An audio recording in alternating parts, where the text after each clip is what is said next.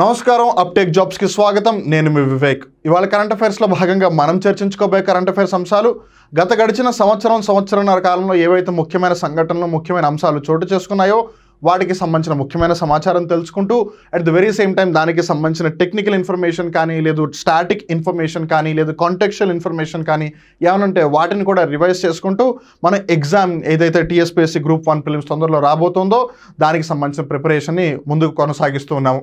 అందులో భాగంగా ఇవాళ మనం కొన్ని కరెంట్ అఫైర్స్ గురించి డిస్కస్ చేద్దాం. But before getting to know about those, TSPSC group 1 ప్రిలిమ్స్కి ఇంకా చాలా తక్కువ టైం ఉంది.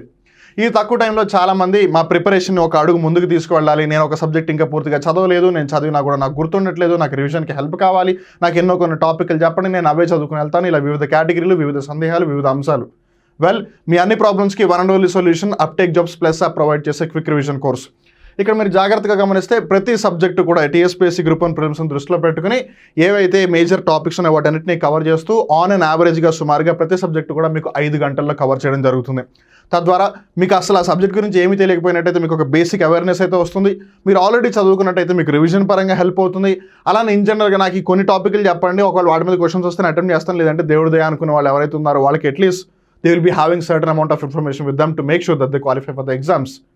అందుకని టీఎస్పీఎస్సీ గ్రూప్ 1 ప్రిలిమ్స్కి సంబంధించి అప్టేక్ జాబ్స్ ప్లస్ తీసుకువచ్చిన ఈ క్విక్ రివిజన్ కోర్సుని మీరు కావాలి అని అనుకుంటే గూగుల్ ప్లే స్టోర్ నుంచి అప్టేక్ జాబ్స్ ప్లస్ యాప్ని డౌన్లోడ్ చేసి ఇన్స్టాల్ చేసుకుని ఈ కోర్సుని పర్చేస్ చేయొచ్చు.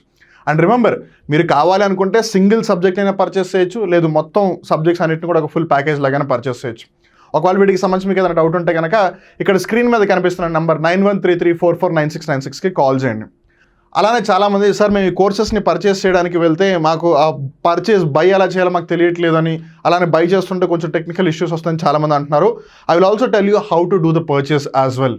మీరు ఒకవేళ ఆల్రెడీ అప్టేక్ జాబ్స్ ప్లస్ యాప్ని మీ మొబైల్ ఫోన్లో డౌన్లోడ్ చేసుకుని ఇన్స్టాల్ చేసుకున్నట్టయితే మీరు ఒకవేళ టీఎస్పీఎస్సీ గ్రూప్ 1 ప్రిలిమ్స్కి సంబంధించి ఏదైతే క్విక్ రివిజన్ కోర్స్ ఉందో దాన్ని అప్టేక్ జాబ్స్ ప్లస్ యాప్లో పర్చేస్ చేయాలి అనుకుంటే మీరు యాప్ను ఓపెన్ చేయగానే మీకు ఇంటర్ఫేస్ ఈ విధంగా కనిపిస్తుంది.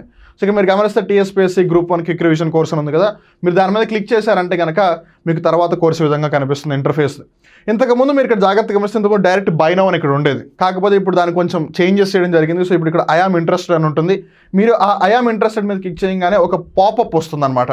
సో ఇక్కడ పాపప్ ఏంటి, బేసిక్గా thank you for your interest, please check WhatsApp or SMS for the next steps అంటున్నారు. సో మీరు ఏ నెంబర్తో అయితే లాగిన్ అయ్యారో లేదు సైన్అప్ అయ్యారో ఆ నెంబర్కి ఒకవేళ వాట్సాప్ ఉంటే కనుక ఆ వాట్సాప్కి, లేదు అని అంటే ఆ ఫోన్ నెంబర్ ఏదైతే ఉందో దానికి ఎస్ఎంఎస్ వస్తుంది అనమాట, మెసేజ్, టెక్స్ట్ మెసేజ్ వస్తుంది. ఏమని, బేసిక్గా ఒక ఎంబెడెడ్ లింక్ ద్వారా వస్తుంది అనమాట. సో మీకు మెసేజ్ ఈ విధంగా వస్తే మీరు కనుక ఆ ఎంబెడెడ్ లింక్ ఏదైతే ఉందో ఆ లింక్ మీద క్లిక్ చేస్తే అప్పుడు మిమ్మల్ని పేమెంట్ ఇంటర్ఫేస్కి తీసుకెళ్తుంది. ఇంతకుముందు మామూలుగా బైనో మీద క్లిక్ చేస్తే డైరెక్ట్ ఈ పేజ్కి వచ్చేసేవాళ్ళు. ఇప్పుడు జస్ట్ ఒక చిన్న తేడా, ఒక స్టెప్ యాడ్ అయ్యింది. అదేంటంటే మీరు ఐ యామ్ ఇంట్రెస్టెడ్ అని క్లిక్ చేస్తారో ఆ పాపప్ వస్తుంది. ఆ పాపప్ మీద ఓకే అని క్లిక్ చేస్తే మీ వాట్సాప్కి కానీ, లేదు మీ ఫోన్ ఎస్ఎంఎస్కి కానీ ఒక టెక్స్ట్ వస్తుంది. అక్కడ ఉన్న లింక్ మీద క్లిక్ చేస్తే మీరు పేమెంట్కి వస్తారు. ఒకవేళ మీ దగ్గర గూగుల్ పే, ఫోన్పే లాంటి యూపీఐ యాప్స్ కానీ ఏమైనా ఉంటే కనుక దాన్ని ఉపయోగించి మీరు పేమెంట్ చేయవచ్చు. సో అలా మీరు అప్టేక్ జాబ్స్ ప్లస్లో ఏదైతే టీఎస్పీఎస్సీ గ్రూప్ 1 ప్రిలిమ్స్కి సంబంధించిన క్విక్ రివిజన్ కోర్సు దాన్ని పర్చేస్ చేయొచ్చు. ఒకవేళ అయినా సరే మీకు ఏదైనా డౌట్స్ ఉంటే నేను మళ్ళీ చెప్తున్నాను, 9133449696 నెంబర్కి కాల్ చేయండి. On that note, wishing everyone all the very best for TSPSC group 1 prelims preparation. కాన్ఫిడెంట్గా ఉండండి, టైం చాలా తక్కువ ఉంది, ఎవరు కాదనట్లేదు, but still you have to be confident. ధైర్యంగా ఉండండి, అంతా మీరు అనుకున్నట్టే జరుగుతుంది. మేక్ షూర్ ఈ ఉన్న మిగిలిన టైం ఏదైతే ఉందో దాన్ని మీరు సద్వినియోగం చేసుకోండి. అలానే not only just for TSPSC group 1 prelims, మిగిలిన పరీక్షలు కూడా ఎవరైతే ప్రిపేర్ అవుతున్నారో మీరందరూ కూడా ధైర్యంగా ఉండండి, కాన్ఫిడెంట్గా ఉండండి, ప్రిపేర్ అవుతూ ఉండండి, పేషెంట్గా ఉండండి. ఖచ్చితంగా మీరు అనుకున్నది మీరు సాధిస్తారు. On that note, wishing everyone all the very best and let's start with the current affairs of the day. So ముందుగా మనం ఇవాళ రివైజ్ చేసుకోబోయే కరెంట్ అఫైర్ అంశం వచ్చేసి కేంద్ర ముఖ్య సమాచార కమిషనర్గా హీరాలాల్ సమారియా గారిని అపాయింట్ చేశారు. So recently in the past chief election కమిషనర్గా, that to central level information commission ఏదైతే ఉందో దానికి చీఫ్ ఇన్ఫర్మేషన్ కమిషనర్గా హీరాలాల్ సమారియా గారిని అపాయింట్ చేశారనమాట. So this is just the fact. So obviously దాన్నే క్వశ్చన్గా కూడా అడగచ్చు, ఇప్పుడు ప్రస్తుతం ఇన్ఫర్మేషన్ కమిషన్కి ఎవరు చీఫ్ ఇన్ఫర్మేషన్ కమిషనర్గా ఉన్నారు అని. But at the very same time most of the times ఏమవుతుంది, ఏదైతే కరెంట్ అఫైర్ అంశం ఉంటుందో దాన్ని బేస్ చేసుకుని ఏదైతే స్టాటిక్ పార్ట్ ఉంటుందో, లేదా దాన్ని బేస్ చేసుకుని ఏదైతే సబ్జెక్ట్ మ్యాటర్ ఉంటుందో దాని మీద కూడా క్వశ్చన్స్ వచ్చే అవకాశం ఉంటుంది. కాబట్టి వాటికి సంబంధించిన ఇంపార్టెంట్ ఇన్ఫర్మేషన్ మనం జాగ్రత్తగా గమనిస్తే, ముందుగా ఈ సెంట్రల్ ఇన్ఫర్మేషన్ కమిషన్ అనేది బేసిక్గా ఎలా ఏర్పాటు అయ్యింది అని అంటే రైట్ టు ఇన్ఫర్మేషన్ యాక్ట్ 2005 ప్రకారం అయిందనమాట. సో ఈ కేంద్ర సమాచార సంఘం ఏదైతే ఉందో అది దేని ఆధారంగా ఏర్పాటు అయింది అని అంటే రైట్ టు ఇన్ఫర్మేషన్ యాక్ట్ 2005, సమాచార హక్కు చట్టం 2005 ప్రకారం దీని యొక్క స్థాపన జరిగింది. అలానే ఇది ఒక రాజ్యాంగబద్ధ సంస్థ కాదు, ఇది ఒక చట్టబద్ధ సంస్థ. It is not a constitutional body, rather it is a statutory body. ఎందుకు? ఒక స్టాట్యూట్ ఆధారంగా దాని యొక్క ఏర్పాటు జరిగింది. స్టాట్యూట్ అంటే ఒక చట్టం, ఒక యాక్ట్ ప్రకారం దాని యొక్క ఏర్పాటు జరిగింది. And the act is this, according to which the central information commission has been established and hence we say that it is a statutory body and it's not a constitutional body. అలానే ఈ central information commission యొక్క ప్రధాన కార్యాలయం, head quarters ఎక్కడ ఉంది అంటే న్యూఢిల్లీలో ఉంది.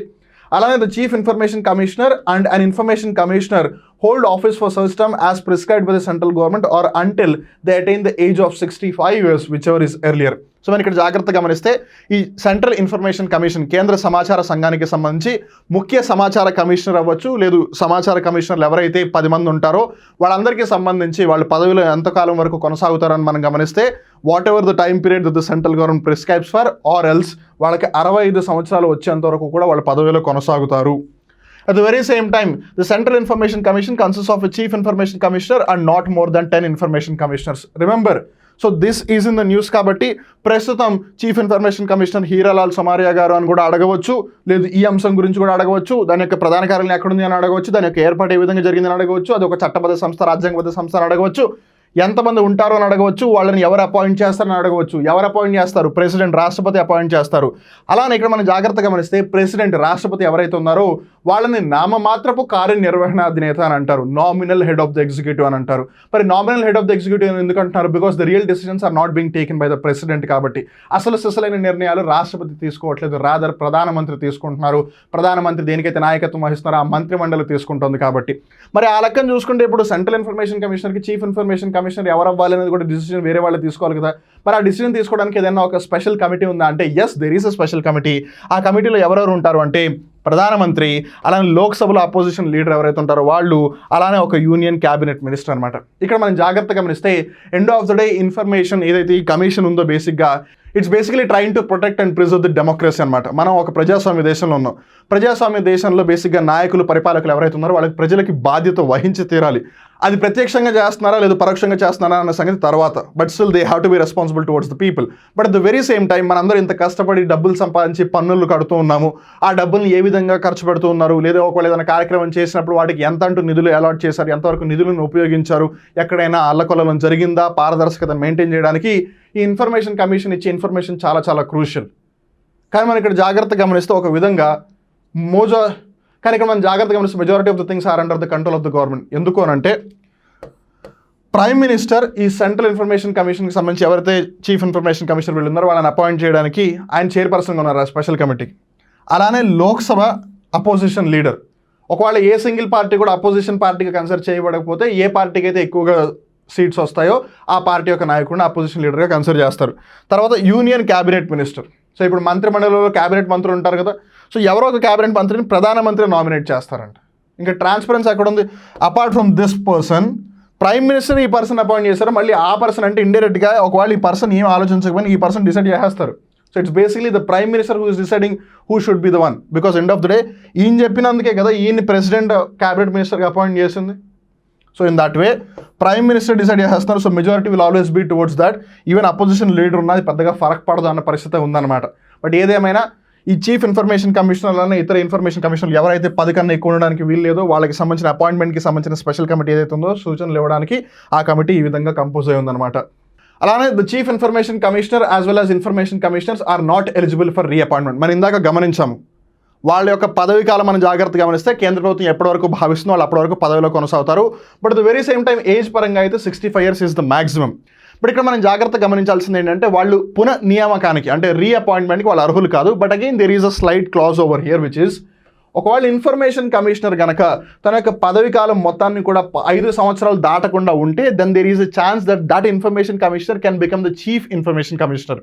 ఇక్కడ మనం జాగ్రత్త గమనిస్తే చీఫ్ ఇన్ఫర్మేషన్ కమిషనర్తో పాటు 10 మంది ఉంటారని అనుకున్నామా, ఈ పర్సన్ మళ్ళీ రీఅపాయింట్ అవ్వడానికి ఛాన్స్ లేదు. కానీ ఈ 10 మందిలో ఎవరైతే ఉన్నారో వాళ్ళలో వాళ్ళు ఎవరు కూడా 5 years ఫుల్ఫిల్ చేయలేదు.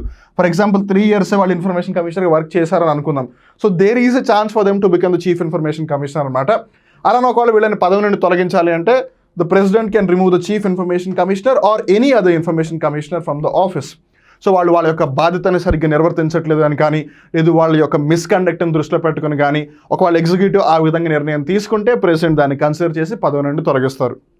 Now let's talk about the second major current affair of the past 1.5 year. ఐక్యరాజ్య సమితిలో భారత శాశ్వత ప్రతినిధి. ఇక్కడ మనం జాగ్రత్తగా గమనిస్తే ఐక్యరాజ్య సమితి అంటే ఏంటి? United nations organisation, UNO. అలానే యుఎన్ఓకి సంబంధించి ఇంకా చాలా ఎలీడ్ సంస్థలు లేదు సబ్సిడరీ సంస్థలు ఉంటాయి కదా.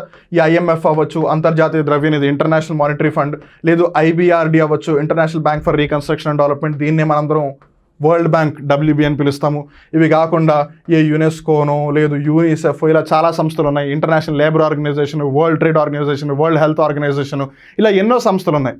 సో ఇప్పుడు ఈ అన్ని మీటింగ్లు జరిగినప్పుడు ప్రతిసారి ప్రైమ్ మినిస్టర్, ప్రతిసారి ప్రెసిడెంట్ వెళ్తూ ఉంటారా? No, it's not possible. Because end of the day వాళ్ళకి ప్రభుత్వాన్ని చూసుకోవాలి, దేశాన్ని చూసుకోవాలి. మరి అలా అని చెప్పి ప్రాతినిధ్యాన్ని వదిలేస్తారంటే నో. అందుకని ఐక్యరాజ్య సమితి యొక్క అనుబంధ సంస్థలు ఏవైతే ఉన్నాయో వాటిలో సభలు, సమావేశాలు, చర్చలు జరిగినప్పుడు ప్రతిసారి కూడా భారతదేశం తరపున ఒక ప్రతినిధి ఉంటారనమాట. So they either are referred to as the ambassadors or the high commissioners or the diplomats who are representing India over there.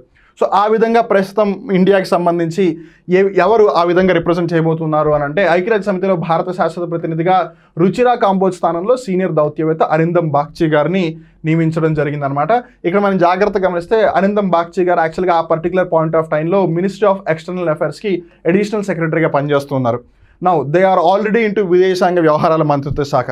So విదేశాంగ వ్యవహారాలు అన్నప్పుడు వాళ్ళు ఇన్ జనరల్గానే వివిధ దేశాలకి సంబంధించి మంచి సంబంధాలను ఏర్పాటు చేసుకుంటూ ఉంటారు. ఆల్రెడీ వాళ్ళు UN లాంటి ఏవైతే సంస్థలు వాటితో రిలేషన్స్ ఎస్టాబ్లిష్ చేసి ఉంటారు. They are already experienced in that way. So అందుకని ఆ ఎక్స్టర్నల్ అఫైర్స్ మినిస్ట్రీకి సంబంధించిన అడిషనల్ సెక్రటరీనే వాళ్ళు బేసిక్గా UNకి పర్మనెంట్ రిప్రజెంటేటివ్గా అపాయింట్ చేస్తారు. అండ్ తర్వాత మళ్ళీ ఇంకొకరిని అపాయింట్ చేస్తారు. సో ప్రస్తుతం కరెంట్ వచ్చేసి అరిందమ్ బాగ్చి గారి కన్నా ముందు రుచిరా కాంబోజ్ గారు. And now let's talk about one of the major aspect considering that 2024లో Lok Sabha ఎన్నికలు జరిగాయి, అలానే ఆంధ్రప్రదేశ్ రాష్ట్రానికి సంబంధించి శాసనసభ ఎన్నికలు కూడా జరిగాయి. సో ఇక్కడ మనం జాగ్రత్తగా గమనిస్తే 3 సంవత్సరాల కాల వ్యవధికి సంబంధించి ఎలక్షన్ కమిషన్ ఆఫ్ ఇండియా ఒక వ్యక్తిని నేషనల్ ఐకాన్గా అపాయింట్ చేస్తుంది అనమాట. So let's talk about that. Bollywood నటుడు రాజ్ కుమార్ రావును ఎన్నికల సంఘం జాతీయ ఐకాన్గా నియమించింది, అపాయింట్ చేసింది. And that to for a period of 3 years. And ఇది 2023 అక్టోబర్ సెప్టెంబర్ ఆ పర్టికులర్ టైంలో జరిగింది. సో కన్సిడరింగ్ దట్ 2026 వరకు కూడా తను నేషనల్ ఐకాన్గా కొనసాగుతారు. ఇక్కడ మనం జాగ్రత్తగా గమనిస్తే తను నటించిన ఒక చిత్రం న్యూటన్ ఈవెన్ ఆస్కర్స్ కూడా నామినేట్ అయింది ఇండియా తరపున.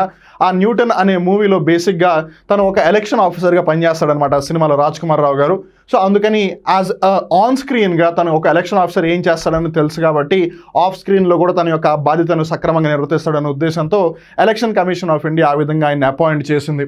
సో మనం ఇక్కడ జాగ్రత్తగా గమనిస్తే 2019 లోక్సభ ఎలక్షన్స్ అయినప్పుడు, కన్సిడరింగ్ ఇప్పుడు 2024 లోక్సభ ఎలక్షన్స్ సంబంధించి రాజ్ కుమార్ రావు గారు అండ్ ఈవెన్ పోయిన సంవత్సరం అంతకుముందు పంకజ్ త్రిపాఠి గారు అలానే సచిన్ టెండూల్కర్ గారు కూడా ఈ విధంగా అపాయింట్ చేయడం లేదు, రికగ్నైజ్ చేయడం జరిగిందని చెప్పవచ్చు. అలానే 2019 లోక్సభ ఎన్నికలప్పుడు మటుకు మహేంద్ర సింగ్ ధోని గారు, అమీర్ ఖాన్ గారు, అలానే మేరీ కామ్ గారు, వీళ్ళ ముగ్గురిని కూడా election commission of India national ఐకాన్స్గా అపాయింట్ చేసిందనమాట. సో ఇక్కడ మనం జాగ్రత్త గమనిస్తే ఈ క్రింది వారిలో గత గడిచిన దశాబ్ద కాలంలో ఎవరు ఎన్నికల సంఘానికి సంబంధించి లేదు ఎన్నికలకి సంబంధించి జాతీయ ఐకాన్గా లేదు జాతీయ అంబాసిడర్గా నియమితులయ్యారు అని అంటే we have to do remember 2019 అయితే MS ధోని, అమీర్ ఖాన్, మేరీ కామ్, 2024 అయితే కనుక రాజ్ కుమార్ రావు గారు. అండ్ మీన్ వైల్ ఒక పర్టికులర్ పాయింట్ ఆఫ్ టైంలో పంకజ్ త్రిపాఠి గారు ఆ విధంగా రికగ్నైజ్ చేయబడ్డారు. అలానే మనం ఇందాక అనుకున్నట్టుగా సచిన్ టెండూల్కర్ గారిని కూడా రికగ్నైజ్ చేయడం జరిగింది. సో ఏది ఏమైనా సరే that's all about the national icon of the election commission of India.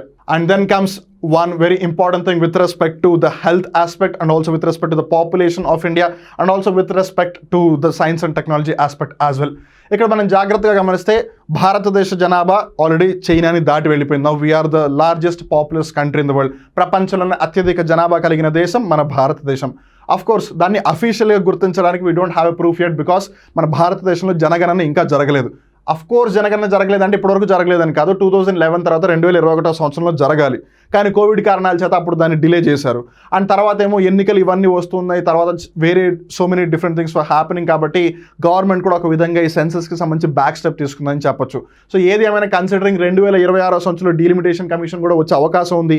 దానికి సంబంధించి ఒకవేళ పార్లమెంట్ చట్టం చేయాలంటే అగైన్ పాపులేషన్ కన్సిడర్ చేసి తీరాలి. కాబట్టి మేబీ 2024 తర్వాత ఏదైతే లోక్సభ ఎన్నికల తర్వాత ఏదైతే గవర్నమెంట్ ఫామ్ అవుతుందో వాళ్ళు ఖచ్చితంగా census as early as possible conduct చేసే అవకాశాలు బాగా స్పష్టంగా కనిపిస్తున్నాయి. So based on that anyways considering అది కూడా వార్తల్లో ఉంది. సో పాపులేషన్ వార్తల్లో ఉంది అంటే పాపులేషన్ ఏ విధంగా తగ్గించాలని కూడా వార్తల్లో ఉంటుంది. At the very same time fertility ratio అవ్వచ్చు, అలానే బేసిక్గా ఫెర్టిలిటీ అవ్వకుండా లేదు ఇంజనరల్గా రిప్రొడక్టివ్ అంశాలకి సంబంధించి మాట్లాడినప్పుడల్లా సరే రిప్రొడక్టివ్ మెజర్స్ అవ్వచ్చు, ఇవన్నీ కూడా వార్తల్లో డిస్కషన్లోనే ఉంటాయి. కాబట్టి మనం తెలుసుకోవాల్సిన ఒక ముఖ్యమైన అంశం ఇంజెక్టబుల్ మేల్ కాంట్రసెప్టివ్ అనమాట. ఇక్కడ మనం జాగ్రత్తగా గమనిస్తే మేల్ కాంట్రసెప్టివ్ అంటే ఇప్పటివరకు మన ఇండియాలో ఒకటి ఉంది, విచ్ ఈస్ వాసెక్టమీ. వాసెక్టమీ అని అంటే మేల్ రిప్రొడక్టివ్ సిస్టంలో ఏదైతే వాస్ డిఫరెన్స్ అని ఒక భాగం ఉంటుందో, which is like a tube, ఆ వాస్ డిఫరెన్స్ని కట్ చేసేస్తారనమాట. సో ఆ వాస్ డిఫరెన్స్ని కట్ చేసేయడమే వాసెక్టమీ అని అంటారు. అలానే స్త్రీల యొక్క రిప్రొడక్టివ్ సిస్టంలో విమెన్ లేదు ఫీమేల్ రిప్రొడక్టివ్ సిస్టంలో ఫాలోపియన్ ట్యూబ్ని ఆ విధంగా కట్ చేస్తారు, దాన్ని ట్యూబెక్టమీ అంటారు. సో మహిళల్లో ఒకవేళ ఈ విధంగా కాంట్రసెప్టివ్ మనం కన్సిడర్ చేస్తే ఇట్స్ ట్యూబెక్టమీ, పురుషుల దగ్గరికి వచ్చేసరికి ఇట్స్ వాసెక్టమీ. సో మేల్స్లో ఇప్పటివరకు the one and only contraceptive thing that is being used in India is vasectomy. అయితే ఇప్పుడు దాని ప్లేస్లో ఇంకొకటి రాబోతోంది. అండ్ మోర్ ఓవర్ ఇది ఎందుకు అంత ఇంపార్టెంట్ అంటే this will be the first in the world. కాబట్టి ప్రపంచంలోనే మొట్టమొదటిసారిగా భారత వైద్య పరిశోధక మండలి అంటే Indian council of medical research ICMR injectable male contraceptive ఇంజెక్షన్ను పురుషుల కోసం తయారు చేసిందనమాట, సంతాన నియంత్రణ ఇంజెక్షన్. సో బేసిక్గా చాలామంది ఒకళ్ళు ఇద్దరు పిల్లల్ని కనిన తర్వాత they might be involved in sexual activities, but the very same time they want to ensure that they don't want any more children. So considering all of that పాపులేషన్ని కంట్రోల్లో పెట్టాలంటే this is one of the major initiative. కాబట్టి it will be in the news for sure. So మనం ఇందాక అనుకున్నట్టుగా surgical vasectomy is the only form of male contraception available in India as of now. The injection developed by ICMR works as a contraceptive for 13 years and loses its potency after that. So బేసిక్గా వాళ్ళు ఏదైతే ఒక injection ద్వారా ఆ కాన్సెప్ట్ని తీసుకుంటున్నారో అది వాళ్ళకి 13 సంవత్సరాలు పనిచేస్తుంది, అండ్ తర్వాత it will losing it. And after that what is the thing అనేది we will be getting to according to the guidelines release by ICMR. But as of now ఇది ఇంకా కన్ఫర్మ్ కాలేదు. The trials have been done successfully. Approximately 97 to 98% success rate ఉంది. 300 నుంచి 350 మందికి పైగా test చేసిన తర్వాత with 97 to 98% of success rate ICMR has went to drugs and control general ఎవరైతే ఉంటారో బేసిక్గా అప్రూవల్ ఇవ్వడానికి వాళ్ళకి చెప్పి మీరు అప్రూవల్ ఇస్తే మేము స్టార్ట్ చేస్తాము దీన్ని మాస్ ప్రొడక్షన్ అని చెప్పడం జరిగింది. అలానే ఇక్కడ మనం జాగ్రత్తగా గమనిస్తే this is not the very first time. యాక్చువల్గా 2016 ఆ పర్టికులర్ టైంలో అమెరికా ట్రై చేసింది దీన్ని. అమెరికా బ్రిటన్ వీళ్ళు ట్రై చేశారు, కాకపోతే దానికి సైడ్ ఎఫెక్ట్స్ చాలా ఎక్కువ ఉన్నాయి. వేరాజ్ ICMR తయారు చేసింది ఏదైతే ఉందో దానికి సైడ్ ఎఫెక్ట్స్ లేవని. సైడ్ ఎఫెక్ట్స్ అంటే మూడ్ స్వింగ్స్ అవడం. స్మాల్గా మూడ్ స్వింగ్స్ అంటే చాలామంది మహిళలనే దృష్టిలో పెట్టుకుంటారు, కానీ ఈ ఏదైతే ఇంజెక్టబుల్ థింగ్ ఉందో దాన్ని తీసుకున్న మూడ్ స్వింగ్స్ అవుతామని చాలామంది అనుకున్నారు, which actually happened in the US and the UK. But fortunately ఇండియాలో జరగలేదు. అలానే చాలా వరకు యాక్నే వస్తున్నాయని చాలా వరకు సైడ్ ఎఫెక్ట్స్ కన్సిడర్ చేశారు, but which are not happening in the case of this one, which is really good for us. ICMR contraceptive is a polymer that is to be injected under local anesthesia in the sperm containing tube near the testicles, which is called as the vas deferens. ఆ vas deferens అనే ట్యూబ్ని బేసిక్గా వాళ్ళు cut చేస్తారు కాబట్టి దాన్ని vasectomy అన్నారు, and that to it's surgery కాబట్టి దాన్ని సర్జికల్ వాసెక్టమీ అంటారు. సో ఇప్పుడైతే ఏమవుతుంది, బేసిక్గా వాళ్ళు ఇంజెక్ట్ చేస్తారు లోకల్ అనెస్థెషియన్స్ అంటే నియర్ బై ఎవరైతే హాస్పిటల్స్లో ఉంటారో బేసిక్గా. అండ్ దట్ టు రిమెంబర్, ఒకవేళ ఈవెన్ ఇంజనరల్గా వచ్చినా సరే ఎవరి దగ్గరికి వెళ్తే వారి దగ్గరికి వెళ్ళకండి మీరు. The polymer was actually developed by professor SK Guha in the 1970s. Now this is very interesting. యాక్చువల్గా ఏదైతే ఈ మేల్ కాంట్రసెప్టివ్ ఉందో బేసిక్గా అపార్ట్ ఫ్రమ్ సర్జికల్ వాసెక్టమీ దీన్ని 1970sలోనే డెవలప్ చేయడం జరిగింది. అలానే ICMR దీన్ని 1984 నుంచి మాస్ ప్రొడక్షన్ చేయడానికి ట్రై చేస్తూ ఉంది. బట్ అన్ఫార్చునేట్లీ ట్రయల్స్ పరంగా అవ్వచ్చు, లేదు పర్మిషన్స్ పరంగా అవ్వచ్చు, లేదా అప్రూవల్స్ పరంగా అది రాలేదు. And they consider that it was not the very right time to introduce that. So maybe things have changed. Almost 40 ఏళ్ళు దాటిపోయి కాబట్టి, లేదు 40 ఏళ్ళు దగ్గరలో ఉన్నాం కాబట్టి 40 దశాబ్దాలు, so much have changed. So maybe they have thought that this is the right time. Hope that it really gets the recognition, it really gets the approval, and it will be mass produced so that we can really do whatever that we want, of course, in the very right way. So that brings us to the end of today's current affairs session. I hope you have learned something. I hope you have revised a few things. And that's how we are going to do in the coming future as well. So making sure that whatever that has happened in the past 1.5 year, అది బేసిక్గా మీకు revision పరంగా help అవ్వాలి, అది very centre ప్రిపరేషన్కి help అవ్వాలనే ఉద్దేశంతోనే uptake jobs ఈ విధంగా కరెంట్ అఫైర్స్ని తీయడం జరుగుతుంది. అలానే మరొకసారి మీ అందరికీ రిమైండ్ చేస్తున్నాను, TSPSC Group 1 ప్రిలిమ్స్కి సంబంధించి సమయం చాలా తక్కువగా ఉంది. ఈ సమయాన్ని మీరు సద్వినియోగం చేసుకోవాలి. మీరు ఎటువంటి కేటగిరీలో ఉన్నా, మేబీ మీకు రివిజన్ పరంగా హెల్ప్ అవ్వాలి అన్నా, మీకు అసలు ఏమీ తెలియదు అని అనుకున్నా, లేదు మీరు ఇప్పటివరకు ఆ సబ్జెక్ట్ని టచ్ చేయకపోయినా సరే, any which way you want to make sure that at least you get to know at least 40 to 60% of the subject, or you get to know like at least the 100% of the revision in any which way possible, the best solution is uptake Jobs Plus app provide చేస్తున్న quick revision course అనమాట. ఇక్కడ మీరు అన్ని సబ్జెక్ట్స్ని కావాలంటే purchase చేయొచ్చు, లేదు మీకు కావాలనుకుంటే సింగిల్ సబ్జెక్ట్ అయినా పర్చేస్ చేయొచ్చు. అప్టేక్ జాబ్స్ ప్లస్ యాప్ని ఇప్పుడే గూగుల్ ప్లే స్టోర్ నుంచి డౌన్లోడ్ చేసుకుని ఇన్స్టాల్ చేసుకుని మీకు కావాల్సిన కోర్సుని పర్చేస్ చేయండి. Wishing everyone all the very best. And remember, ఒకవేళ వీటికి సంబంధించిన డౌట్ ఉంటే కనుక 9133449696 నెంబర్కి కాల్ చేయండి. We are there to help you out. On that note once again wishing everyone all the best. మళ్ళీ ఇంకో రోజు కొత్త కరెంట్ అఫైర్ ఎపిసోడ్లో కలుద్దాం. అప్పటివరకు చూస్తుండండి అప్టేక్ జాబ్స్, మిమ్మల్ని మీరు అప్డేట్ చేసుకుంటూ ఉండండి. నేను మీ వివేక్. నమస్కారం.